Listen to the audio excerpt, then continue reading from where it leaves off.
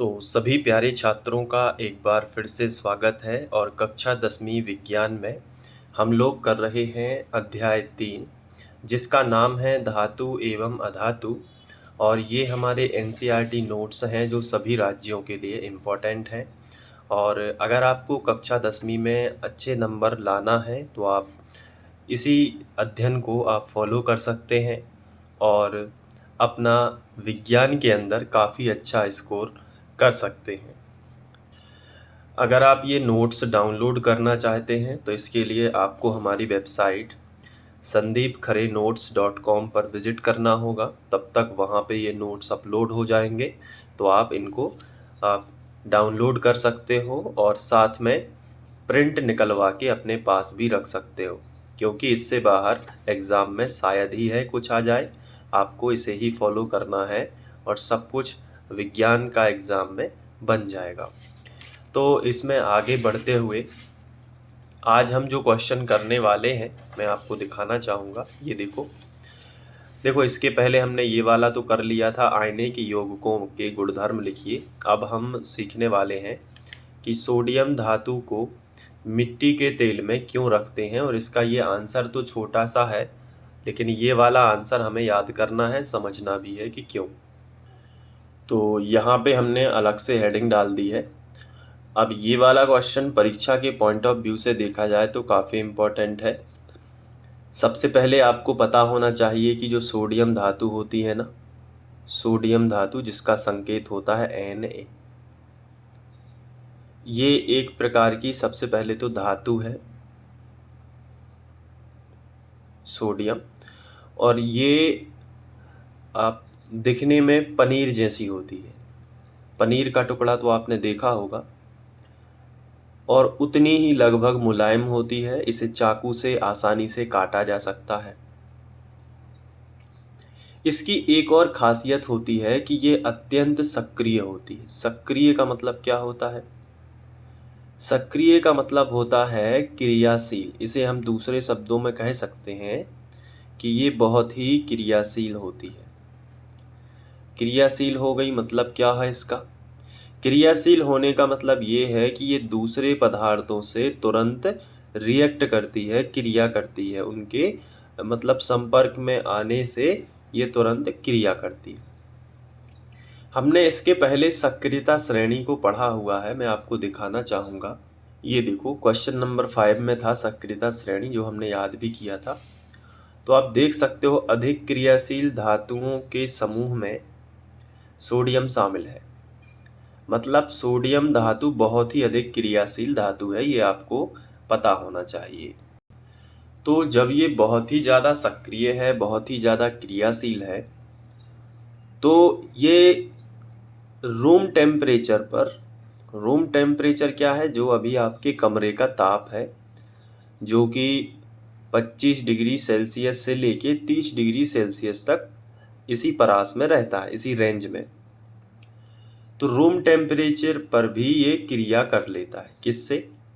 जैसे अगर सोडियम का कोई टुकड़ा लेकर आए, ठीक है, सोडियम का टुकड़ा कोई लेकर आए और ऐसे हवा में खुला रख दे, तो ये इसके आसपास क्या होगी? इसके आसपास वायु होगी। ये देखो इसके आसपास क्या होगी? वायु, हवा।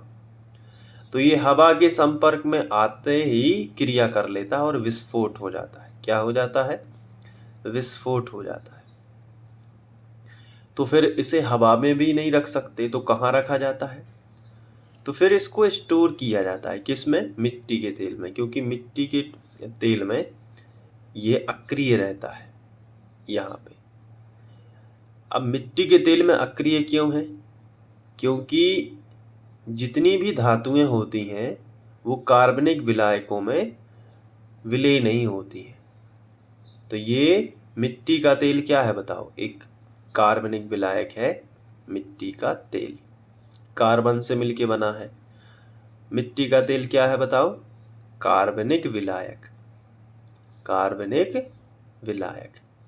तो इसमें ये क्रिया नहीं करेगी, तो इसलिए मिट्टी के तेल में बंद करके रख दिया जाता है। तो ऐसे सोडियम आता है। अब इसको ठंडे पानी में भी रख देते हैं तो भी ये क्रिया नहीं करता है, क्योंकि रूम टेम्परेचर से कम टेम्परेचर हो जाता है तो कम ताप पर उतना ज़्यादा क्रिया नहीं करता। लेकिन ज़्यादातर मिट्टी के तेल में ही रखा जाता है, क्योंकि मिट्टी के तेल में ये आसपास की वायु के संपर्क में नहीं रहता, बल्कि इसके चारों ओर मिट्टी का तेल रहेगा, जिससे ये क्रिया नहीं करता, क्योंकि धातुओं का ये गुण होता है। तो इसलिए सोडियम धातु को मिट्टी के तेल में रखा जाता है। तो अब जैसे आपसे बोला जाए कि चलो इसका आंसर लिखो, तो आप क्या लिखोगे? सोडियम धातु अत्यंत सक्रिय धातु है, अर्थात सोडियम धातु अत्यंत क्रियाशील धातु है। अगर इसे वायु में खुला छोड़ देते हैं तो ये वायु के संपर्क में आते ही एक विस्फोट करता है, इसलिए इसे कहाँ रखा जाता है? मिट्टी के तेल में। अलग अलग भाषा आप लिख सकते हो, याद करने की ज़रूरत नहीं है।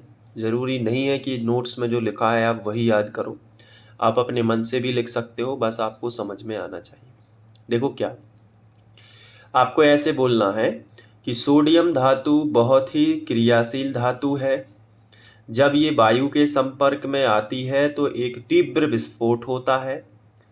अतः इसे मिट्टी के तेल में रखा जाता है, क्योंकि मिट्टी का तेल एक कार्बनिक विलायक है और सोडियम एक धातु है। तो धातुओं का गुण होता है कि ये कार्बनिक विलायकों में नहीं घुलती या क्रिया नहीं करती, इसलिए इसे मिट्टी के तेल में रखा जाता है। तो सोडियम धातु एक बहुत ही क्रियाशील धातु है। याद हुआ कि नहीं बताओ? सोडियम धातु एक बहुत ही क्रियाशील धातु है।